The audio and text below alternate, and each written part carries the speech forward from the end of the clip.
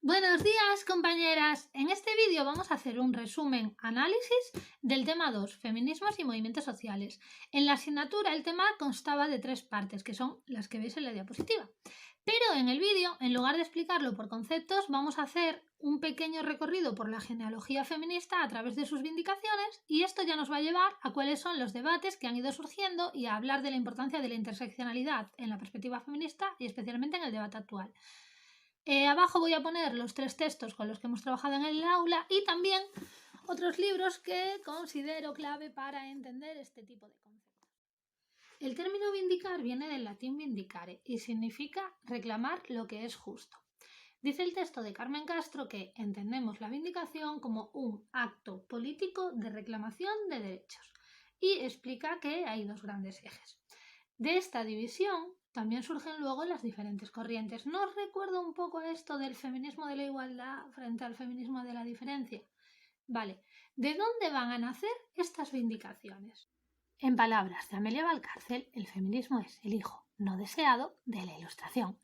¿A qué se refiere Amelia con esto?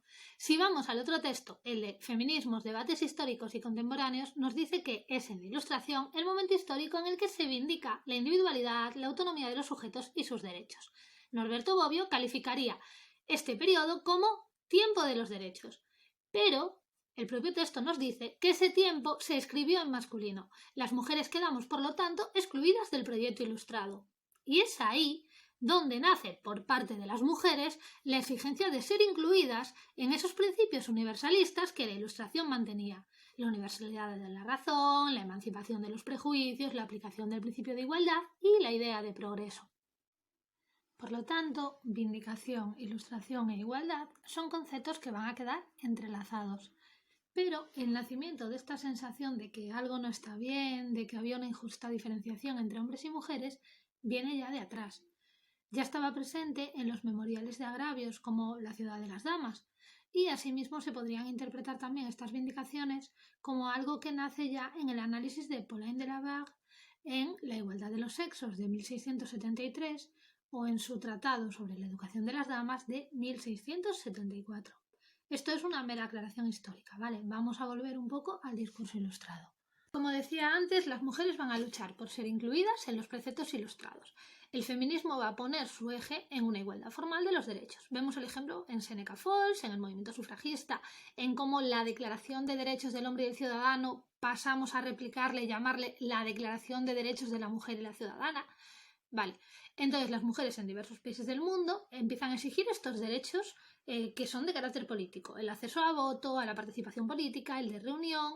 Van a ser un poco el centro de las vindicaciones. Pero el feminismo va creciendo y deja de ser solamente político. Empieza a ser también un análisis de cuál es la situación de las mujeres e intenta tirar los mitos que se han dado como naturales, como puede ser la mujer en el hogar o la dulzura o una serie de características que se han atribuido a los dos sexos y que se consideraban naturales, pero las feministas consideran que no y empiezan a desmontarlos. Por lo tanto, en ese análisis de la realidad van a surgir diferentes teorías y debates dentro del propio movimiento feminista.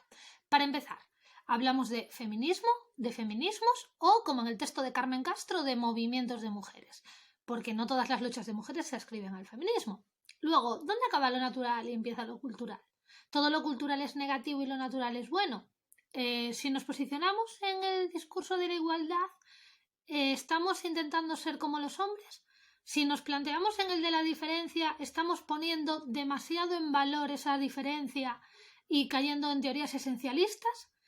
Equilibrar lo identitario con la redistribución es complejo. Luego está el hecho de este matrimonio mal avenido del marxismo con el feminismo, que diría Nuria Varela, también aplicable al marxismo con el socialismo, ¿no? Esto va a tener críticas, porque la mujer sigue estando en segundo plano, ¿no?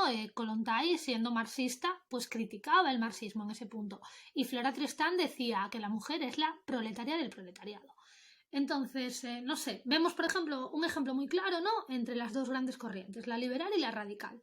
Mientras la liberal busca la igualdad, equiparando derechos, la teoría radical va a ir más allá y va a plantear la necesidad de erradicar las estructuras patriarcales para lograr la emancipación de la mujer. Entonces, aunque el movimiento en sí va a tener el mismo fin, ¿no?, esa libertad de las mujeres o esa emancipación, vamos a encontrar un amplio abanico de teorías.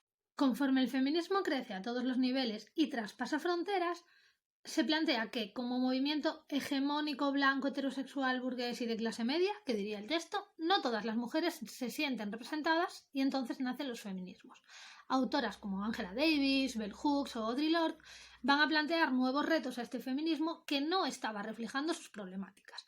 Entonces se empieza a hablar de lo occidental frente al sur, ya que sienten que son la otredad dentro del feminismo. Y entonces se ponen en cuestionamiento conceptos como ¿qué es lo universal? Ya que es algo que se ha inventado en Occidente y que se ha exportado. Entonces se plantea una necesidad de abrir el campo conceptual. Kimberlé Crenshaw añade además otra nueva visión al feminismo cuando añade su perspectiva interseccional.